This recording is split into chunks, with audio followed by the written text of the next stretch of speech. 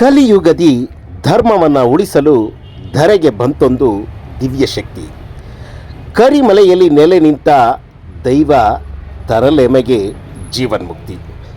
ಉತ್ತರ ನಕ್ಷತ್ರದಲ್ಲಿ ಕಲಿಯುಗದಲ್ಲಿ ಅವತರಿಸಿದಂತಹ ಶ್ರೀ ಮಣಿಕಂಠನ ಜನ್ಮ ನಕ್ಷತ್ರವಾದ ಉತ್ತರ ನಕ್ಷತ್ರದ ಮಹೋನ್ನತ ವಿಚಾರ ಹಾಗೂ ಮಾರ್ಚ್ 23ರಿಂದ ಏಪ್ರಿಲ್ 1ರವರೆಗೆ ನಡೆದ ಶಬರಿಮಲೆಯ ಉತ್ಸವದ ಸಂಪೂರ್ಣ ವಿವರ ಜೊತೆಗೆ ಪಂಪೆಗೆ ಆ ಭಗವಂತ ಇಳಿದು ಬಂದಂತಹ ಕಾರಣವೇನು ಎಂಬೆಲ್ಲ ವಿವರಗಳನ್ನು ಈ ನಿಮ್ಮ BSS ಮೀಡಿಯಾ ಆನ್ಲೈನ್ ಚಾನಲ್ ನಿಮಗಾಗಿ ಒತ್ತು ತಂದಿದೆ. ಸ್ವಾಮಿ ಶರಣಂ. ಮಾರ್ಚ್ ಮಾಸದ 23ನೇ ತಾರೀಕು ಬೆಳಿಗ್ಗೆ 11:45 ಶಬರಿಮಲೆಯ ಧ್ವಜಸ್ತಂಭಕ್ಕೆ ಧ್ವಜಾರೋಹಣ. ಅಂದಿನಿಂದ ಶಬರಿಮಲೆಯಲ್ಲಿ ಉತ್ಸವ ಪ್ರಾರಂಭವಾದಂತಹ ದ್ಯೋತಕ ಈ ಶಬರಿಮಲೆಯ ಧ್ವಜಾರೋಹಣ. ಧ್ವಜಾರೋಹಣ ಅಂದರೆ ಉತ್ಸವಕ್ಕೆ ಸಕಲ ದೇವಾನುದೇವತೆಗಳನ್ನು, ಭೂತಗಣಗಳನ್ನು ಆ ಒಂದು ಉತ್ಸವಕ್ಕಾಗಿ ಆಹ್ವಾನವನ್ನು ನೀಡುವಂತಹ ಈ ಆಹ್ವಾನ ಪತ್ರಿಕೆಯೇ ಆ ಧ್ವಜವಾಗಿ ಆರೋಹಣವಾಗಿದೆ ಧ್ವಜಸ್ತಂಭದಲ್ಲಿ. ತತ್ವಮಸಿ ಎಂಬ ನುಡಿಯು ಘನ ಅನಂತ ಗುಣನಿಧಿಯು. ಈ ಸೂರ್ಯ ಚಂದ್ರ, ಈ ರಾತ್ರಿ ಹಗಲು ಎಲ್ಲವೂ ನಿನ್ನದಲ್ಲವೇ ತಂದೆ, ನೀನಿತ್ತ ವರವಲ್ಲವೇ ತಂದೆ. ಓ ಸ್ವಾಮಿ, ಈ ಹೂವು ಹಣ್ಣುಗಳು, ಈ ನಮ್ಮ ಕಣ್ಣುಗಳು ನೀನಿತ್ತ ವರ. ಈ ಕಣ್ಗಳಲ್ಲಿ ಈ ಉತ್ಸವದ ವೈಭವವನ್ನು ತುಂಬಿಕೊಳ್ಳುವಂತಹ ಶಕ್ತಿಯನ್ನು ನೀಡಿದಂತಹ ಕಲಿಯುಗ ವರದನ ಕ್ಷೇತ್ರದಲ್ಲಿ ಮಾರ್ಚ್ 23ರಿಂದ ಏಪ್ರಿಲ್ 1ರವರೆಗೆ 10 ದಿನಗಳ ಕಾಲ ಶಬರಿಮಲೆಯಲ್ಲಿ ಉತ್ಸವ.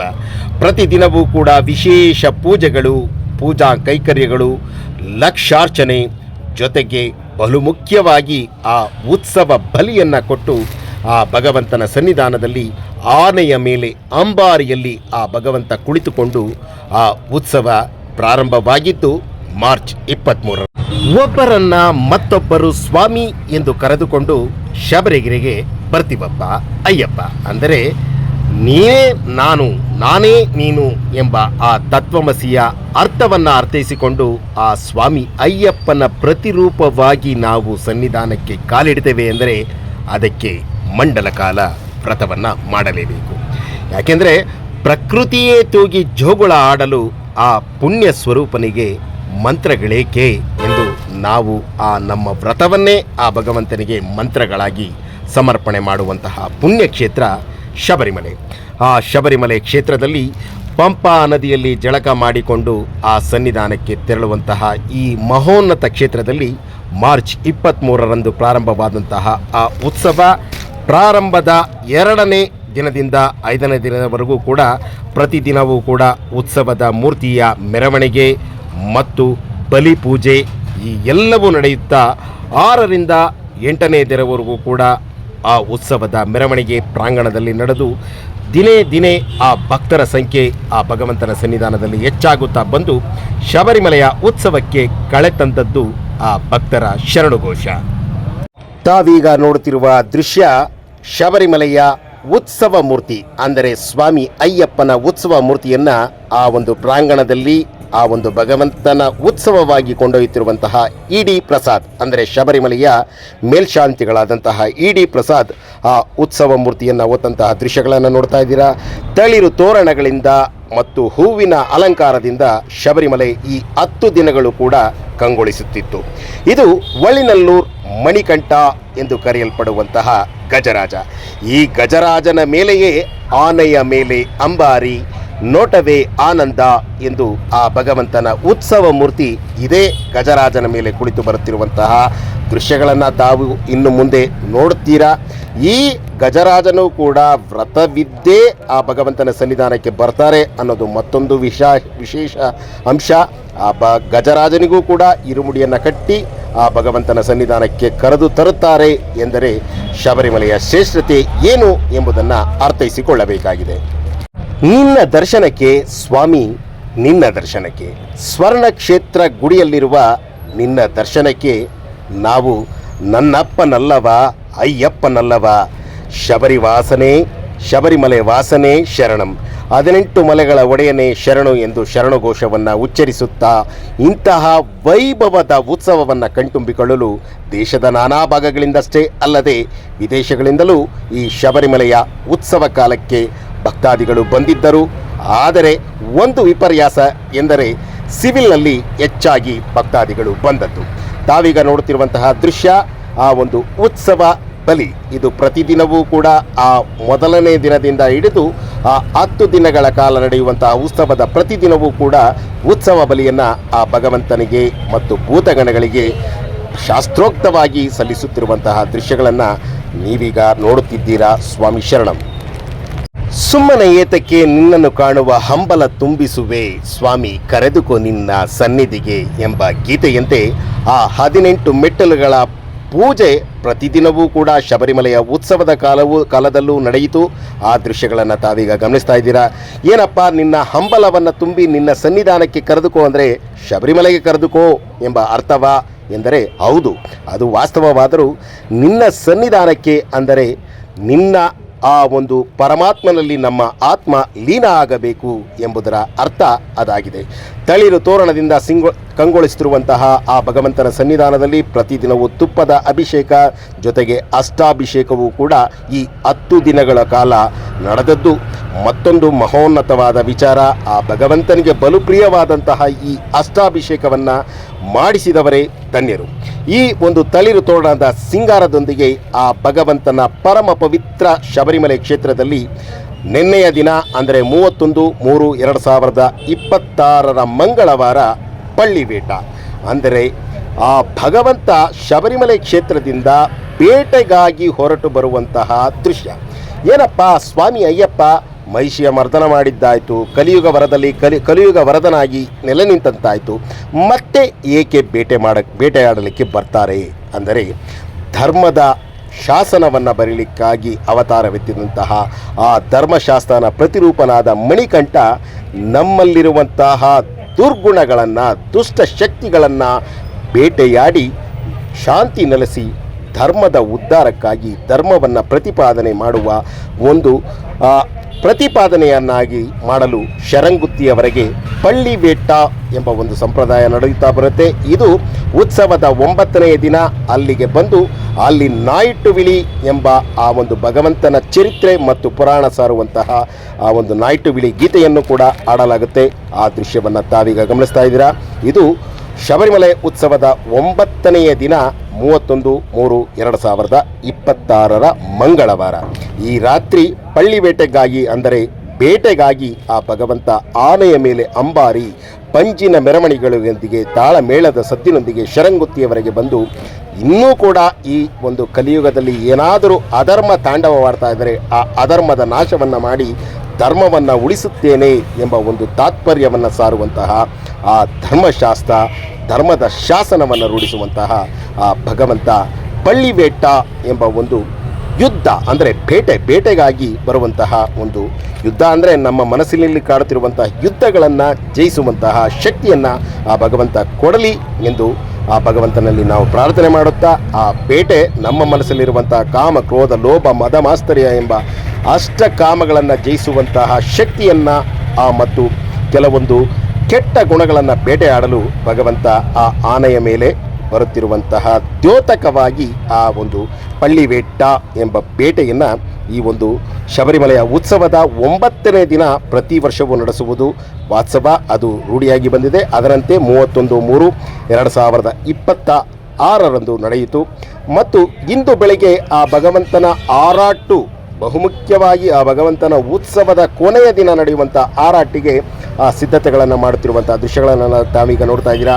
ಆ ಉತ್ಸವ ಮೂರ್ತಿಯನ್ನು ಹೊತ್ತು ತಂದಂತಹ ಇಡಿ ಪ್ರಸಾದ್ ಆ ಭಗವಂತನ ಸನ್ನಿಧಾನದ ಸುತ್ತ ಆ ಒಂದು ಮಾಳಿಗೆ ಪ್ರಥಮನ ಮೇಲ್ಶಾಂತಿಯು ಕೂಡ ಅಲ್ಲಿದ್ದಾರೆ. ಅವರು ಆ ಬಲಿಯನ್ನವನ್ನು ಹಾಕುತ್ತಾ ಆ ಭಗವಂತನ ಆರಾಟಿಗೆ ಸಕಲ ಸಿದ್ಧತೆಗಳನ್ನು ಮಾಡುತ್ತಿದ್ದಾರೆ.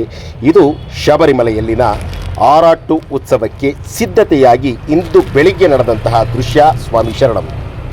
ಶಾಪ ಮೋಕ್ಷವ ಪಡೆಯಲು ನಾವು ಶಬರಿಪೀಠಕ್ಕೆ ನಮಿಸಬೇಕು. 1000 ಗಾವುದ ನಡೆದರೂ ಸರಿಯೇ ಪೀಠವ ಸುತ್ತಿ ನಿಲ್ಲಬೇಕು. ಅಂದರೆ ನಮ್ಮ ಶಾಪ ವಿಮೋಚನೆ ಅಂದರೆ ಈ ಮಾನವ ಜನ್ಮ ನಶ್ವರವಾದಂಥದ್ದು. ಆ ಒಂದು ಈ ಜೀವನಗಳ ಜನ್ಮ ಜನ್ಮಾಂತರ ಬಂಧನಗಳಿಂದ ಬಿಡಿಸಿ ಆ ಭಗವಂತನಲ್ಲಿ ಲೀನ ಆಗಬೇಕು ಅಂದರೆ ಶಬರಿಪೀಠಕ್ಕೆ ಬಂದು ಶರಂಗುತ್ತಿಗೆ ನಮಿಸಿ ಆ ಸ್ವಾಮಿ ಅಯ್ಯಪ್ಪನ ಸತ್ಯವಾದ 18 ಮೆಟ್ಟಿಲನ್ನು ಹತ್ತಿ ಆ ಭಗವಂತನಲ್ಲಿ ಲೀನ ಆಗಬೇಕು ಅನ್ನೋ ತಾತ್ಪರ್ಯ ಇರುವಂತಹ ಶಬರಿಮಲೆಯಲ್ಲಿ ಆರಾಟಿಗೆ ಸಿದ್ಧತೆಯನ್ನು ನಾವು ನೋಡ್ತಾ ಇದ್ದೀವಿ. ತಳಿರು ತೋರಣದಿಂದ ಸಿಂಗಾರವಾಗುತ್ತಿರುವಂತಹ ಆ ಒಂದು ಅಪ್ಪಾಚಿ ಮೇಡು ನೀಲಿಮಲೆ ಈ ಒಂದು ಹಾದಿಯಲ್ಲಿ ಆ ಭಗವಂತನ ಮೆರವಣಿಗೆ ಉತ್ಸವ ಸಿದ್ಧವಾಗ್ತಾ ಇದೆ. ಆನೆಯ ಮೇಲೆ ಅಂಬಾರಿ, ನೋಟವೇ ಆನಂದ. ಆ ಭಗವಂತನ ಉತ್ಸವ ಮೂರ್ತಿಯನ್ನು ಹೊತ್ತಂತಹ ಮಣಿಕಂಠನ್ ಎಂಬ ಗಜರಾಜ ಆ ಶಬರಿಮಲೆಯ ಸತ್ಯವಾದ 18 ಮೆಟ್ಟಿಲಿನ ಮುಂಭಾಗದಿಂದ ಬಂದು ನಡಪಂದಲ್ ಮಾರ್ಗವಾಗಿ ಆ ಒಂದು ಅಪ್ಪಾಚಿ ಮೇಡು ನೀಲಿಮಲೆ ಮಾರ್ಗವಾಗಿ ಪಂಪಾ ಗಣಪತಿಯ ಅತ್ತ ಬರ್ತಾ ಇದ್ದಾರೆ. ಈ ದೃಶ್ಯ ಇಂದು ಬೆಳಿಗ್ಗೆ 11 ಗಂಟೆಗೂ ಮೊದಲು ನಡೆದಂತಹ ದೃಶ್ಯ. ಇದನ್ನು ಕಣ್ತುಂಬಿಕೊಳ್ಳುತ್ತಿರುವಂತಹ ನಾವೇ ಧನ್ಯರು, ಅಲ್ಲಿರತಕ್ಕಂಥ ಭಕ್ತರೇ ನಿಜಕ್ಕೂ ಧನ್ಯರು. ಆದರೆ ಒಂದಂತೂ ಸತ್ಯ, ನಾನು ಈ ಒಂದು ಪ್ರಾರಂಭದಲ್ಲೇ ಹೇಳಿದೆ, ಸಿವಿಲ್ ದರ್ಶನಕ್ಕಾಗಿ ತೆರಳಿದಂತಹ ಭಕ್ತಾದಿಗಳು ಹೆಚ್ಚಿದ್ದರು. ಅದು ಶುದ್ಧ ದೊಡ್ಡ ತಪ್ಪು ಸ್ವಾಮಿ. ಭಗವಂತನ ಸನ್ನಿಧಾನಕ್ಕೆ ತೆರಳಬೇಕು ಅಂದರೆ 1 ಮಂಡಲ ಕಾಲ ವ್ರತ ಕಡ್ಡಾಯ. ನಾವೀಗ ನೋಡ್ತಾ ಇರೋದು ಪಂಪಾ ಗಣಪತಿಯ ಸನ್ನಿಧಾನದ ಬಳಿ ಭಕ್ತಾದಿಗಳು ಯಾವಾಗ ಆ ಭಗವಂತ ಆ ಒಂದು ಧರೆಗೆ ಅವತರಿಸಿದಂತಹ ಆ ಭಗವಂತ ಆ ಪುಣ್ಯದ ದರ್ಶನದಿಂದ ಅಂದರೆ ಆ ಭಗವಂತನ ಸನ್ನಿಧಾನದಿಂದ ಇಳಿದು ಬರ್ತಾರೆ ಅನ್ನೋ ಒಂದು ಕಾಯ್ತಾ ಕೊಡ್ತಿದ್ದಾರೆ. ಆ ಸಮಯ ಬಂದೇ ಬಿಡ್ತು. 1/4/2026 ಬೆಳಗ್ಗೆ 11 ಗಂಟೆ 15 ನಿಮಿಷದ ದೃಶ್ಯಗಳನ್ನು ನೀವು ನೋಡ್ತಾ ಇದ್ದೀರಾ. ಚೆಂಡೆ ಮೇಳದ ಸದ್ದಿನೊಂದಿಗೆ ಆ ಒಂದು ಛತ್ರಿ ಚಾಮರಗಳೊಂದಿಗೆ ಆ ಭಗವಂತನ ಆ ಒಂದು ಮಣಿಮಂಟಪದಲ್ಲಿ ಆ ಒಂದು ಪೂಜಾ ಕೈಂಕರ್ಯಗಳನ್ನು ನಡೆಸುವಂತಹ ಆ ಒಂದು ಪೂಜಾ ಕರ್ಮಿಗಳು ಕೂಡ ಆ ಕತ್ತಿಯನ್ನು ಹಿಡಿದು ಆ ಒಂದು ನೀಲಿಮಲೆಯ ಹಾದಿಯನ್ನು ಇಳಿದು ಪಂಪಾ ಗಣಪತಿ ಹತ್ರ ಬರ್ತಾ ಇದ್ದಾರೆ. ಇನ್ನೇನು ಕೆಲವೇ ಕ್ಷಣಗಳಲ್ಲಿ ಭಗವಂತನಿಗೆ ಉತ್ಸವದ ಕೊನೆಯ ದಿನವಾದ ಆರಾಟು ಎಂದರೆ ಮಂಗಳ ದ್ರವ್ಯಗಳ ಲೇಪನವನ್ನು ಮಾಡಿ ತಾತ್ಕಾಲಿಕವಾಗಿ ನಿರ್ಮಿಸಿರುವಂತಹ ತೊಟ್ಟಿಯಲ್ಲಿ ಆ ಭಗವಂತನಿಗೆ ಒಂದು ಪವಿತ್ರವಾದ ಸ್ನಾನ. ಆ ಸ್ನಾನದ ಸಮಯ ಬಂತು. ಅದರ ದೃಶ್ಯಗಳನ್ನು ತಾವೀಗ ನೋಡ್ತಾ ಇದ್ದೀರಾ. ಆ ಒಂದು ಪರಮ ಪವಿತ್ರ ಪಂಪಾ ನದಿಯ ತೀರದಲ್ಲಿ ಪಂಪಾ ನದಿಯಲ್ಲಿ ಜಳಕ ಮಾಡಿ ಬಂದೆವು ಎಂದು ನಾವು ಆ ಭಗವಂತನ ಪರಮ ಪವಿತ್ರ ಗಂಗಾ ನದಿಗೆ ಸಮಾನವಾದ ಆ ಪಂಪಾ ನದಿಯಲ್ಲಿ ಮಿಂದು ಆ ಒಂದು ಶಬರಿಮಲೆ ಯಾತ್ರೆಯಲ್ಲಿ ಆ ಭಗವಂತನನ್ನು ಕಾಣಲು ತೆರಳುತ್ತೀವಿ. ಆ ಭಗವಂತನನ್ನು ಕಾಣಲು ಬಂದ ಭಕ್ತರನ್ನು ಕಾಣಲು ನಾನು ಕೂಡ ಆ ಪಂಪೆಗೆ ಇಳಿದು ಬರ್ತೀನಿ ಎಂದು ಆ ಭಗವಂತ ಇಳಿದು ಬಂದು ನಾನು ನಿಮ್ಮಲ್ಲಿ ಒಬ್ಬನು, ನೀವೇ ನಾನು, ನಾನೇ ನೀವು ಎನ್ನುವ ಸಾರಾಂಶವನ್ನು ಮತ್ತೊಮ್ಮೆ ಸಾಬೀತು ಮಾಡಿಸುವಂತಹ ಆ ತತ್ವಮಸಿಗೆ ಆ ಪಂಪೆಯಲ್ಲಿ ಸ್ನಾನ, ಅದುವೇ ಪರಮ ಪವಿತ್ರವಾದ ಆರಾಟು. ಈ ಆರಾಟಿನಲ್ಲಿ ತಂತ್ರಿಗಳಾದ ಮಹೇಶ್ ತಂತ್ರಿಗಳು ಮತ್ತು ಇನ್ನುಳಿದ ಆ ಒಂದು ಆಗಮಿಕರು ಆ ಒಂದು ಆರಾಟನ ನಡೆಸ್ತಾ ಇದ್ದಾರೆ. ಈ ದೃಶ್ಯವನ್ನು ಕಣ್ತುಂಬಿಕೊಂಡ ಭಕ್ತಾದಿಗಳು ದಯಮಾಡಿ ಇನ್ನು ಮುಂದೆ ಶಬರಿಮಲೆಯ ಯಾತ್ರೆಯನ್ನು ಮಾಡಬೇಕಾದರೆ 1 ಮಂಡಲ ಕಾಲ ವ್ರತವನ್ನು ಮಾಡಿಯೇ ನಾವು ಭಗವಂತನ ಸನ್ನಿಧಾನಕ್ಕೆ ತೆರಳುತ್ತೇವೆ ಎಂಬ ಒಂದು ಪ್ರತಿಜ್ಞೆಯನ್ನು ಸ್ವೀಕರಿಸಿ ಮಾಲೆಯ ಹಾಕಿದ ಗುರುಸ್ವಾಮಿಗೆ ಮತ್ತು ಅವರ ಪಾದಕ್ಕೆ ನಮೋ ನಮೋ, ಜನ್ಮ ನೀಡಿದ ತಾಯಿ ತಂದೆಗೆ ಮತ್ತು ಅವರ ಪಾದಕ್ಕೆ ನಮೋ ನಮೋ ಎಂದು ತಾಯಿ ತಂದೆ ಗುರುಗಳನ್ನು ವಂದಿಸಿ ಆ ಕ್ಷೇತ್ರಕ್ಕೆ ತೆರಳಬೇಕೆಂಬ ಒಂದು ಗುರು ಬ್ರಹ್ಮ, ಗುರು ವಿಷ್ಣು, ಗುರುದೇವೋ ಮಹೇಶ್ವರ, ಮಾತೃದೇವೋಭವ, ಪಿತೃದೇವೋಭವ ಎಂಬ ಸಂದೇಶವನ್ನು ಸಾರುವಂತಹ ಈ ಕಲಿಯುಗ ವರದ ತಾರಕ ಬ್ರಹ್ಮನಿಗೆ ಆರಾಟು. ಈ ಒಂದು ಮಹೋನ್ನತ ಆರಾಟಿನೊಂದಿಗೆ ಆ ಸ್ವಾಮಿ ಅಯ್ಯಪ್ಪನ ಕ್ಷೇತ್ರದಲ್ಲಿನ 10 ದಿನಗಳ ಕಾಲದ ಉತ್ಸವಕ್ಕೆ ಕೊನೆಯ ಘಟ್ಟಕ್ಕೆ ಬರಲಾಯಿತು.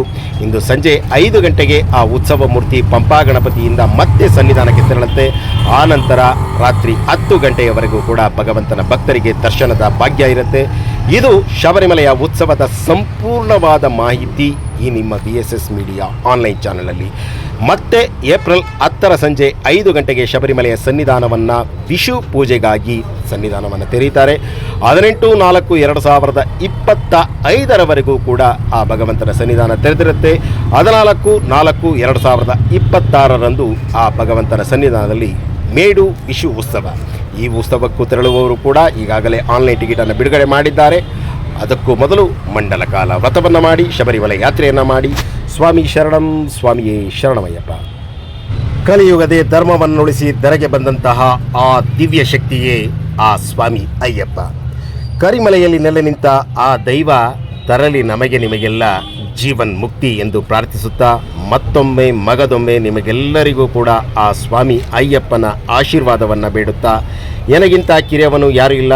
TS Kannan, Ramanagara, VSS media online channel ಹಾಗೂ ಮಣಿಕಂಠನ ಮಹಿಮೆ ಫೇಸ್ಬುಕ್ ಪೇಜ್ಗಾಗಿ ಈ ಒಂದು ಶಬರಿಮಲೆಯ ಉತ್ಸವದ ಸಂಪೂರ್ಣ ವಿವರವನ್ನು ಈ ವಿಡಿಯೋದಲ್ಲಿ ಪ್ರಸ್ತುತಪಡಿಸುತ್ತಾ ಮತ್ತೊಮ್ಮೆ ಮಗದೊಮ್ಮೆ ಮತ್ತು ಪ್ರತಿಯೊಂದು ಸಾರಿಯೂ ನಿಮಗೆ ಬೇಡಿಕೊಳ್ತಾ ಇದ್ದೀವಿ. ಶಬರಿಮಲೆ ಯಾತ್ರೆ ಎನ್ನುವುದು ಎಲ್ಲ ದೇವಾಲಯಗಳಿಗೆ ತೆರಳಿದಂತಲ್ಲ, ಅದಕ್ಕೆ ಮಂಡಲ ಕಾಲ ವ್ರತವನ್ನು ಮಾಡಿ ನಮ್ಮನ್ನು ನಾವು ಪರಿಪಕ್ವತೆ ಪಡೆದುಕೊಳ್ಳಲೇಬೇಕು ಎಂಬ ಒಂದು ಮಹಾವರ. ಸ್ವಾಮಿ ಶರಣಂ.